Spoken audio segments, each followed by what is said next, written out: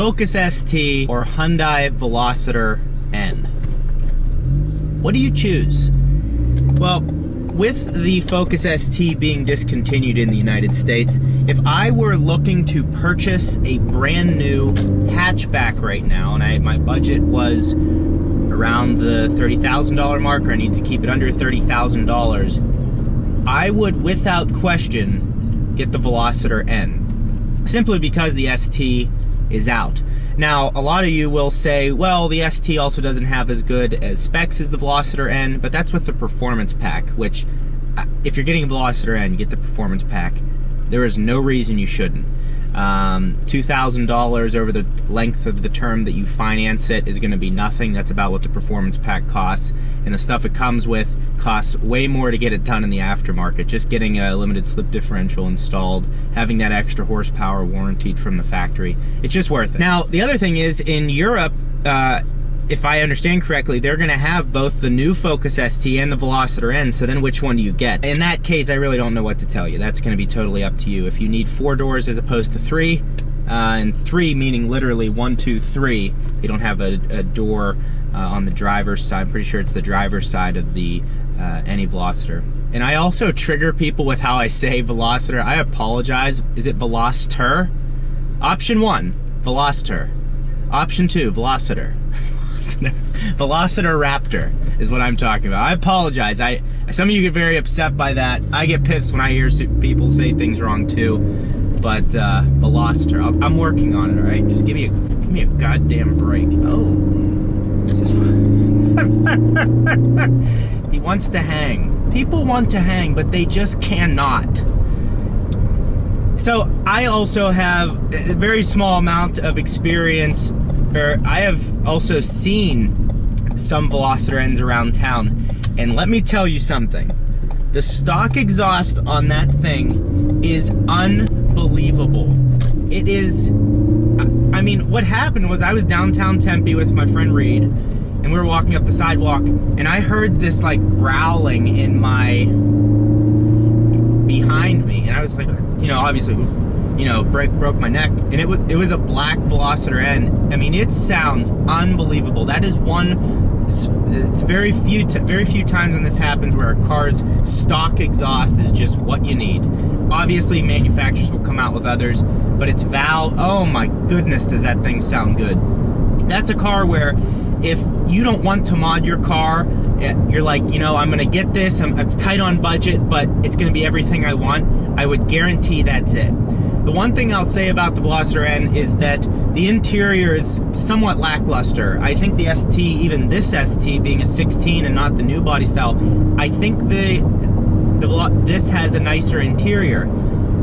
The interior on that one is, I think it's more of a cloth-like interior, but the seats are bolstered, and you have to cut costs. Think of the performance that they gave you. They gave you a valved exhaust, they gave you launch control, they gave you different drive modes and an individual mode where you can pick how you want to configure the car. Albert Bierman was the chief designer of their N division. He was previously the M division, BMW's M division. And that's who's behind this car. Do you think he's going to send it off the line if it's garbage? Absolutely not. So I'm all for that car right now. I think it's priced perfectly. People are comparing, or magazines or big publications are comparing it to the Type R. The Type R is really in a league of its own. I don't care what anyone says. That thing is faster than the current STI models in a quarter mile. A front-wheel drive car is faster than an STI in the quarter mile. That's unbelievable. So that car is about $8,000 more than Veloster N. But the one issue with the Type R is its personality through the exhaust. And exhaust is such a huge part of a car. The ST that I have is very quiet as a stock car, and that's cool for some people because they want it to be subtle and they can zip around in it. The Type R, I feel like, should have a louder exhaust. If you think of the Mugen double Rs that they were creating for Japan, the exhaust on those cars was amazing. And it kind of stinks that it's so muffled with this new one. So that's one part where I say the N has an advantage over the Type R because of that personality. But other than that, it's not fair because the cost ridiculous in the difference. The Type R is a little bit special, but again, the value is where I'm stuck on. The value of this Veloster N is huge.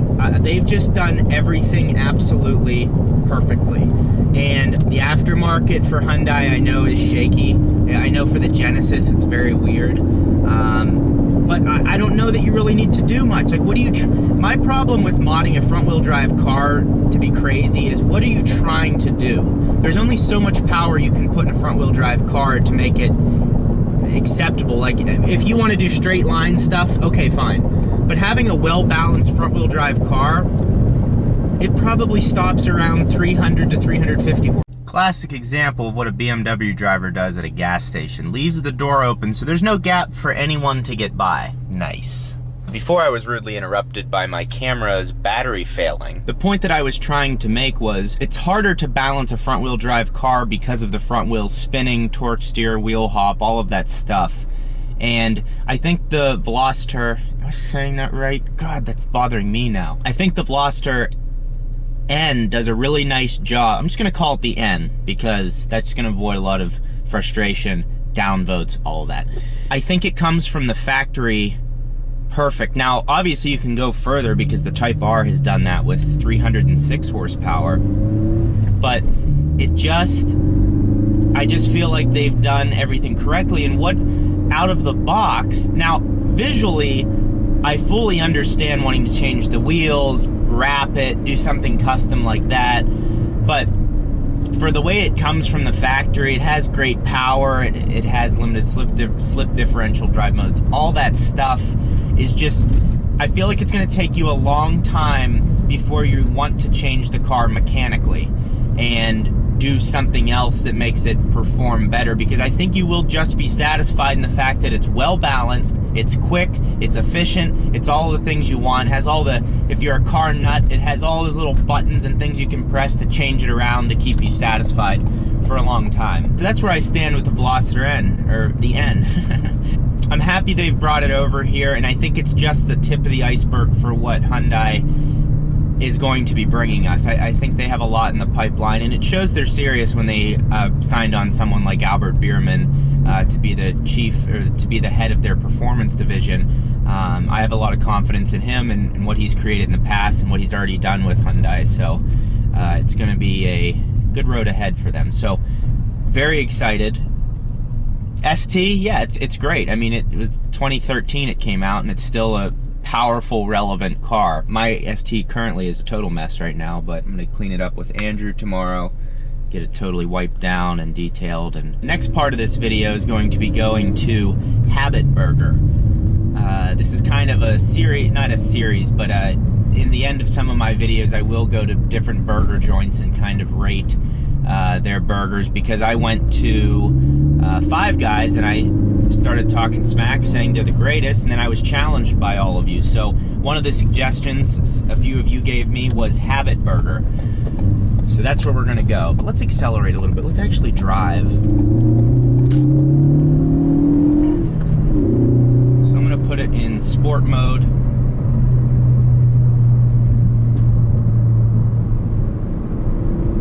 So the engine's a little cool right now. I don't floor it or do anything crazy until that oil temperature gauge is up to just under middle or at middle.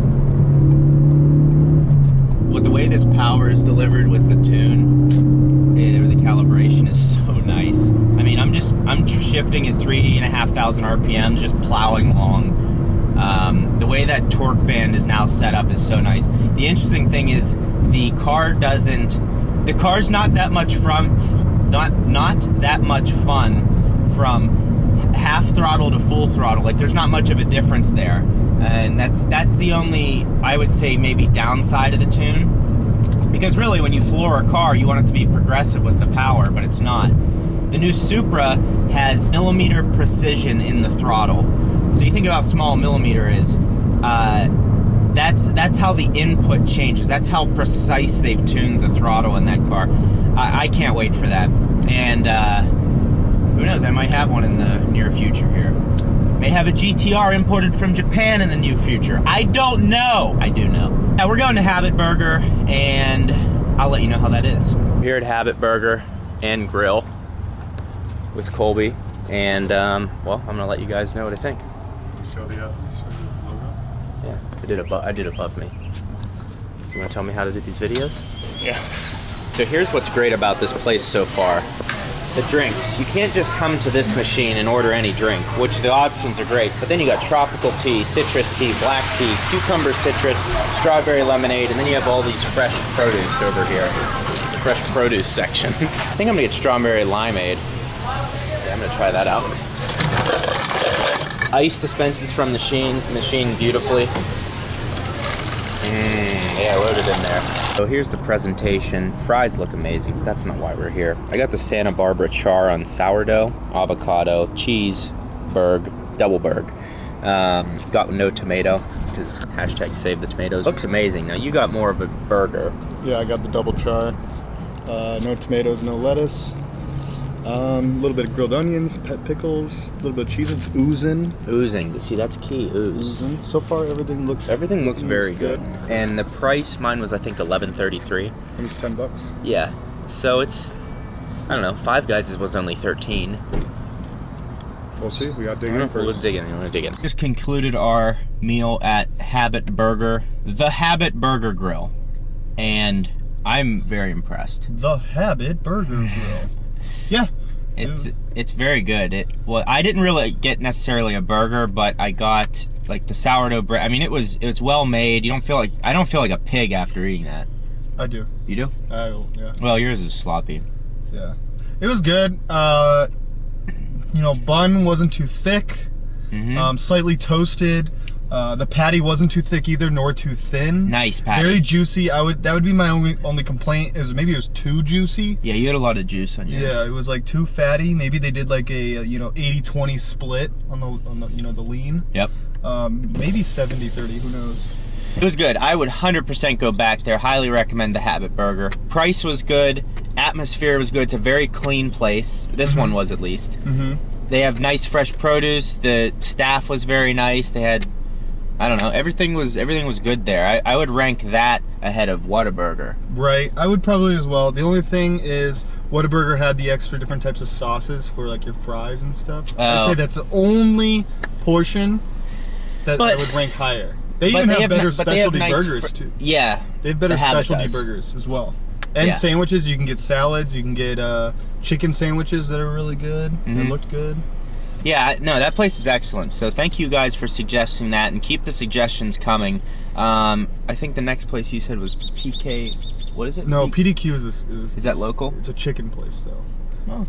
Yeah. Okay. So, and that's like right there. But as far as burger joints go, I think next, even maybe Smash Burger, even though I'm not the biggest fan of it, but we'll give you a review. Yeah, you have to give them a fresh review. Yeah.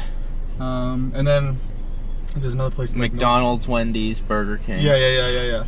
But yeah, I mean, I feel like suggestions would be nice. Any suggestions will help. And again, we're in Arizona, so if you're make the suggestions, we'll see if the restaurant is near us, and we'll just go from there. But that concludes the video. Thank you all for watching. If you're new to the channel, please consider subscribing. I'm not going to tell you to subscribe because you do that on your own. But thank you for watching. I'm going to go get my hair cut so I don't look like an ass. And I'll see you next time. Go forward, ST.